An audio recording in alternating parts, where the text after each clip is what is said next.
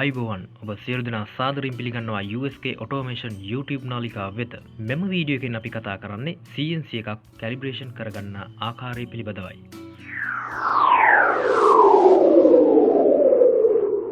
හොඳයි.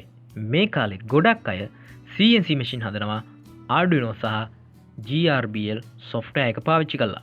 ව්‍යාපෘතියක් සඳහා වෙන්න පුළුවන්. ඒ වගේම විනෝදාංශය සහ නිෂ්පාදනයක් සඳහා වෙන්න පුළුවන්. ඉතින් මේ මොන ආකාරයට CNC machine එකක් හැදුවත් ඒක නිසි ආකාරව calibration කිරීම ඉතාමත් වැදගත් වෙනවා. calibration කිරීම ඇයි මේ තරම් වැදගත් වෙන්නේ? උදාහරණයක් විදිහට ගත්තොත් software එකකින් අපි design එකක් design කරගත්තම ඒකේ මිමි සම්පූර්ණයෙන්ම වෙනස් වෙන්න පුළුවන් නිසි ආකාරයෙන් calibration නොකරපු CNC එකකින් ඒකේ output එක ලබා ගැනීමේදී. උදාහරණයක් විදිහට ගත්තොත් මම අදිනවා මගේ ඩිසයිනින් software එකකින් මිලිමීටර් 10 කොටුවා. ඒත් මගේ මැෂින් එකෙන් මට ෆයිනල් අවුට් එක එනවා මිලිමීටර් 10ට වඩා එක්ක වැඩි වෙන්න පුළුවන් එක්ක අඩු වෙන්න පුළුවන්.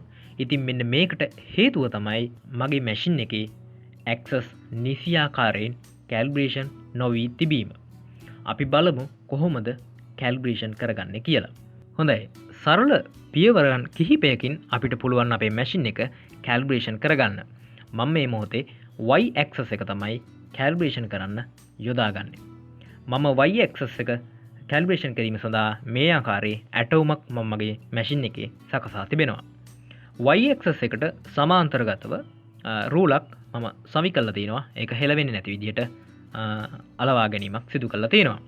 ඉන්න අනතුරුව මම මගේ y axis එක බිඳුවට රූලේ බිඳුවට මම රැගෙන ඇවිත් තිබෙනවා. ඔබට පේනවා මේ පෑන බිඳුවේ හරියටම රූලේ බිඳුවටම මම තියලා තිනවා.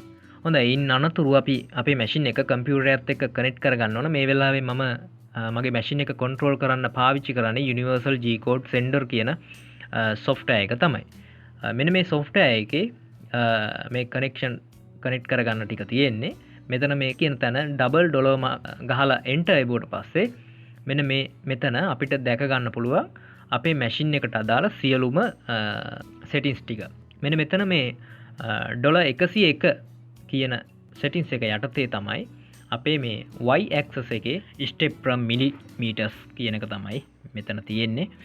දැනට මෙහි සඳහන් වෙන්නේ 150 තමයි මේක සේව් වෙලා තියෙන්නේ. අපි මේක මේ සංඛ්‍යාව මේ වැලියු එක මේ විදිහටම තියන්නරලා අපි දීලා බලමු අපේ මැෂින් එකට වැලියු එකක් කොහොමද කියලා. ඉතින් මම මේ වෙලාවේ මිලිමීටර් 100ක් දෙනවා. මෙතන මිලිමීටර් සහ අගල් කියලා ඕන දෙයක් සිලෙක්ට් කරගන්න පුළුවන්. මිලිමීටර් කියන එක සිලෙක්ට් කරගන්න.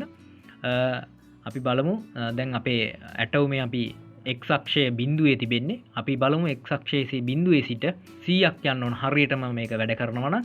ඉතින් අපි බලමු 100ට වඩා අඩු වේද වැඩි වේද කියන එක. අපි x අක්ෂය අපි ක්‍රියාත්මක කරලා බලමු. හොඳයි.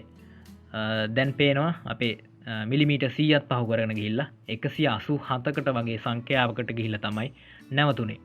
ඉතින් අපි දීපු ප්‍රමාණයට වඩා 87ක් මිලිමීටර් 87ක ප්‍රමාණයක් වැඩියෙන් ගිහිල්ලා තමයි අපිට අපේ රිසල්ට් එක හම්බුනේ. අපි දුන්නේ 100යි ඒත් 187කට වගේ ගිහිල්ලා තමයි අපේ රිසල්ට් එක අපි හම්බුනේ. ඉතින් මේ 187කට ගියේ අපේ step per millimeter කියන අපේ settings එකේ තියෙන සංඛ්‍යාව value එක 150 තියෙදි. ඉතින් මෙන්න මේ සංඛ්‍යාව වැඩි කරාම අඩු කරාම මේ යන දුර අඩු වැඩි වෙනවා. ඉතින් මේ අපේ මැෂින් එකට, ඒ කියන්නේ මේ ඔබ හදන මැෂින් එකට හරියටම හරියන value එක හොයාගන්න ආකාරය තමයි අපි දැන් හොයාගන්න ඕන. අපේ මේ ක්‍රියාදාමයේ ඔස්සේ අපි තොරතුරු කිහිපයක් අප සතුව දැන් තිබෙනවා. මෙම තොරතුරු වලින් අපි බලමු අපේ මැෂින් එකට අදාළ නිවැරදිම step per millimeter කියන value එක හොයාගන්න. ඉතින් මේ සඳහා මම භාවිතා කරනවා ඉතා සරල සමීකරණයක්. මෙම සමීකරණය අපට දැන් දිස් වෙනවා. මෙම සමීකරණය x1 කියලා හඳුන්වනවා define කරන value එක. ඒ කියන්නේ අපි දෙන ලද value එක. අපි අර මිලිමීටර් 100 ලබා දුන්න ඒ value එක තමයි මෙතෙන්ට add වෙන්නේ. ඒ වගේම x2 කියලා අපි හඳුන්වනවා ඇත්තටම අපේ මැෂින් එක ගිහිල්ලා නැවතිච්ච තැන actual value එක. ඉතින් ඒකදී අපිට ආවා 187.2 වගේ සංඛ්‍යාවක් තමයි අපිට ආවේ. ඒ වගේම මේ ඩොලර් මාක් එකක් මම යොදලා තියෙනවා. මෙතනින් අපිට පුළුවන් අපේ මැෂින් එකේ අදාළ ඇක්සස් එකේ මේ ක්‍රියාදාමය වන විට තිබිච්ච මේ ස්ටෙප් මිලිමීටර් සංඛ්‍යාව අපේ මේ මැෂින් එකේ තිබුණේ 150. ඉතින් අපි ඒ සංඛ්‍යාව තමයි මෙතෙන්ට යොදන්නේ. අපි මේ සමීකරණයට අපේ තිබෙන තොරතුරු ඇඩ් කරලා බලමු.